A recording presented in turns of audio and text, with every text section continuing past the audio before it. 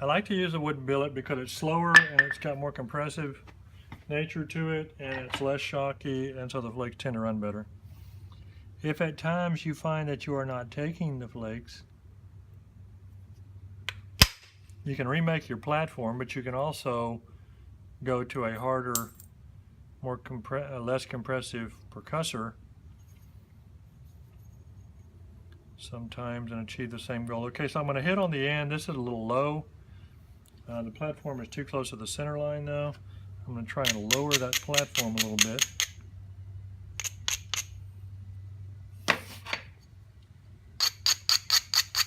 You sit here with a pressure flaker, you'd be trying to do that for quite some time.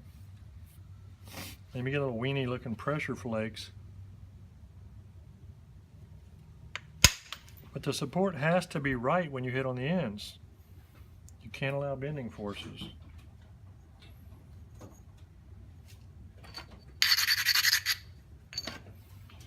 I'm going to put pressure right there through the leather to make that run lower. So I get the leather, I put it on there. I'm holding it fairly tight on there.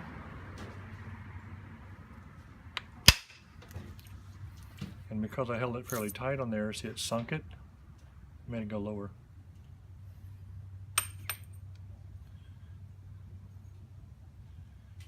You can play that under surface and you can make your flakes run higher or lower.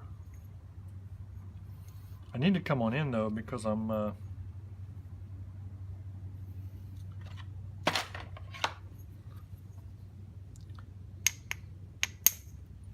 get my confirmation right on all this and come in lower.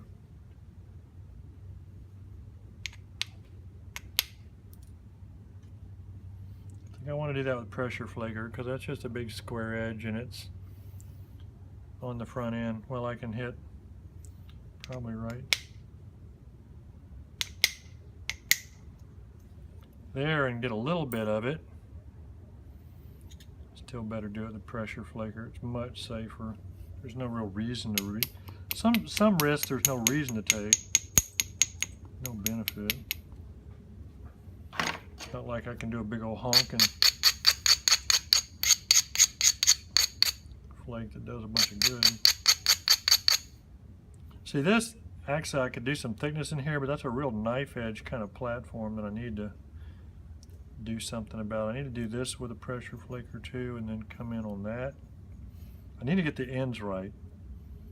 It's kind of like I'm being frantic today for some reason. Haven't been videoing enough. Okay, so this is going to try and do something good.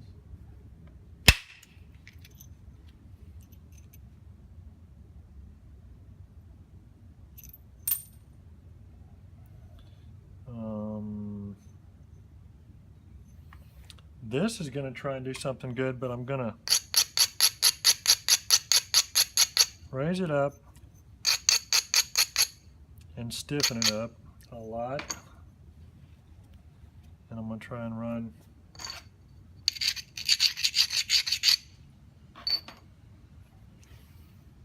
relatively flat and put a little bit of pressure on that and have it.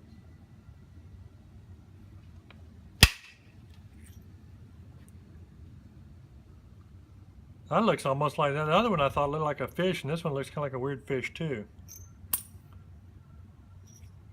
See how much, well, I can't really see how much good that did, but that flattened that surface. And now I'm getting close to where my point is in there, so I need to be careful.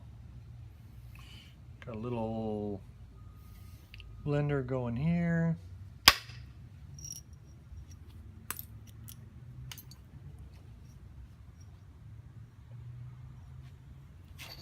I'm going to go ahead and hit blenders onto these deltas. Delta 1, Delta 2, more or less downward.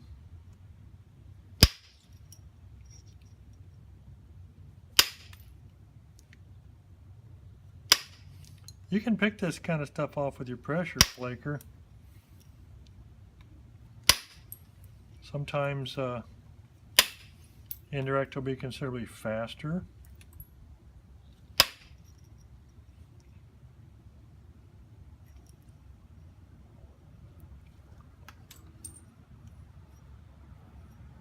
So that'll be easy to turn now. And the reason I go ahead and turn stuff like this usually is because I just don't want to cut my hand trying to support it from the other side.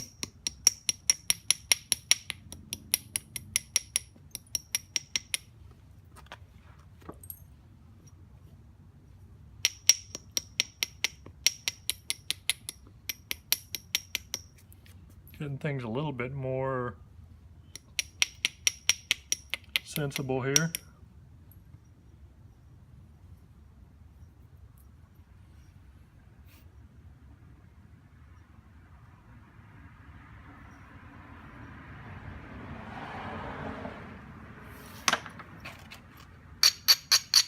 And even darker.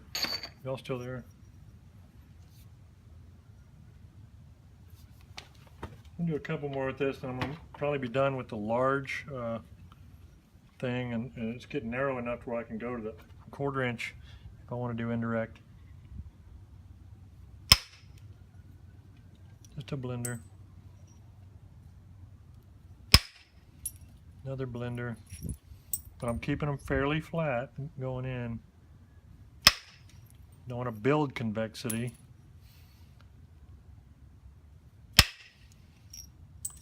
That was my bad.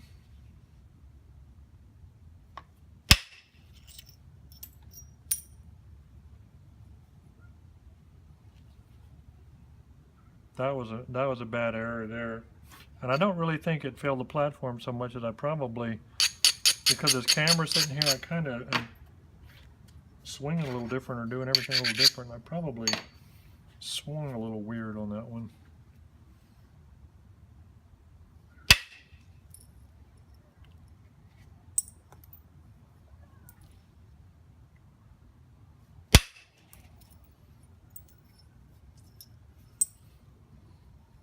Thin is a relative term, by the way. I didn't say nothing about no 10-to-1 crap or nothing. I'm not really into super thinness. I mean, I would like to have 1 or 2 brag pieces, but okay, that platform failed. And it kicked up in there and cracked this up into there, so it's going to have a low spot in there. So again, my bad. Don't under prepare your edges, or you won't have those platform failures like that. The only reason that happened was because it wasn't ground enough. And there are times when with support you can hold the edge together well enough to where it'll still be somewhat okay in spite of being relatively weak, but it's best not to risk that if you don't have to. You do that sometimes at the very end when you're trying to get a super razor sharp edge or something. I think I may go ahead and lever on that a tiny bit and see if I can pop that off and see how bad it is. I probably really shouldn't do that. I probably should just try and come in from the other side. Yeah, it just broke. Okay, so now it is time to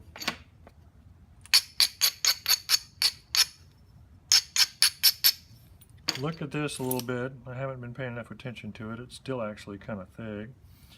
I want to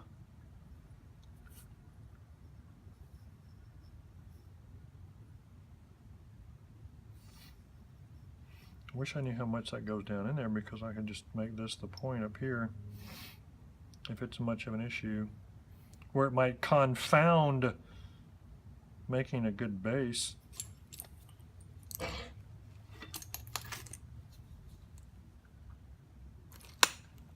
Crap.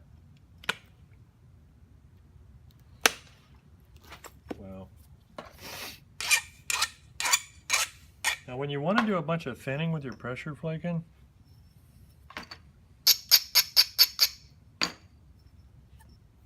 it would behoove you, yes I said it, to learn to sometimes pressure flake on leather. because that allows you to get away with a lot of interesting things.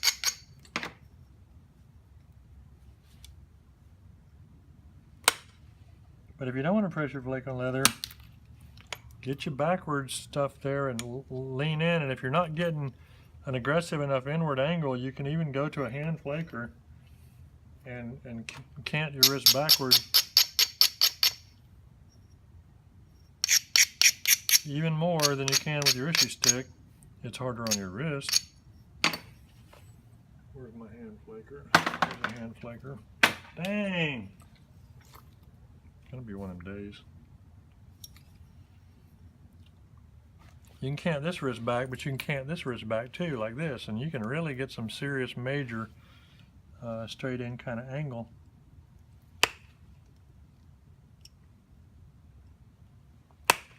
But you got to be a beast.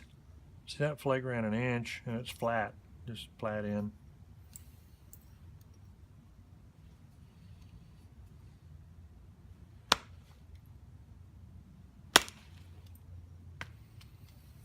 Also, one thing I haven't shown enough is I haven't shown popping the flakes, you know, really, it's coming loose.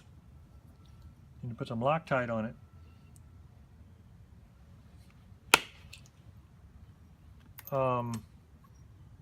Actually, I'd do this much better on leather with a hand flaker. But I don't have that strong a wrist, so we're going to spare the wrist and spoil the rock.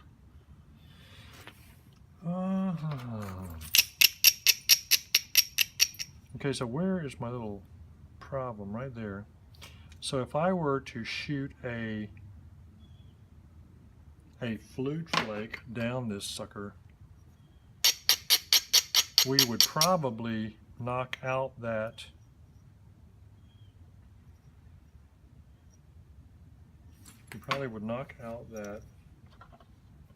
damaged area and see what we have. Okay, so I'm beveling this down, down, down, down. This is going to be a technological fluting, not a morphological fluting. You said, what? What it means is I ain't planning on leaving this flute where you can see it later and everybody brag about it and go, oh look, you made a flute, you made a flute. We're not doing that. This is going to be an invisible flute that only you and I know about, but not really, because it actually may be completely visible. It all depends on what happens from here.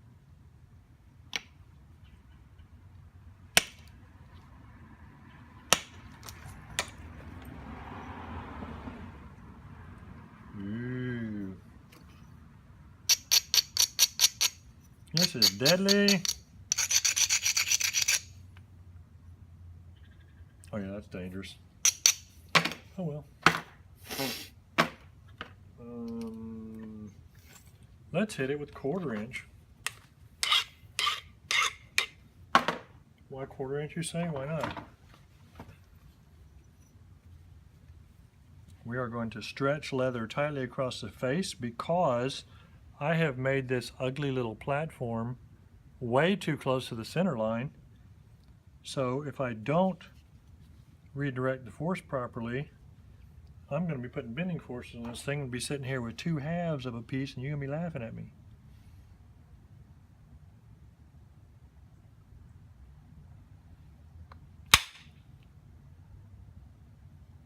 That stunk.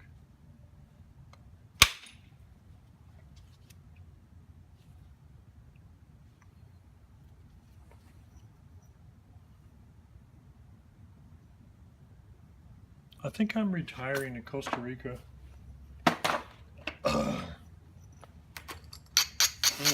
Failed. You know why it failed? Too close to the center line.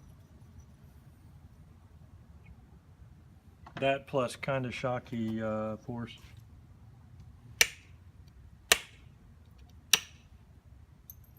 Say, man, you're losing length. Yeah.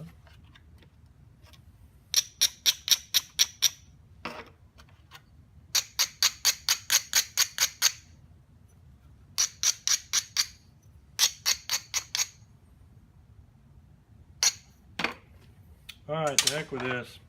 Not even isolating it this time. It's getting worser and worser. The situation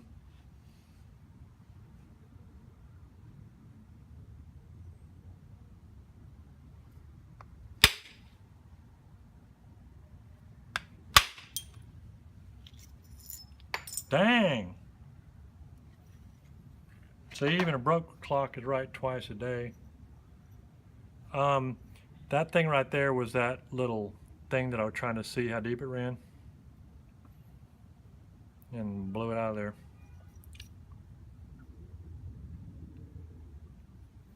So now that I've done all that craziness, hang on, I'll be right back.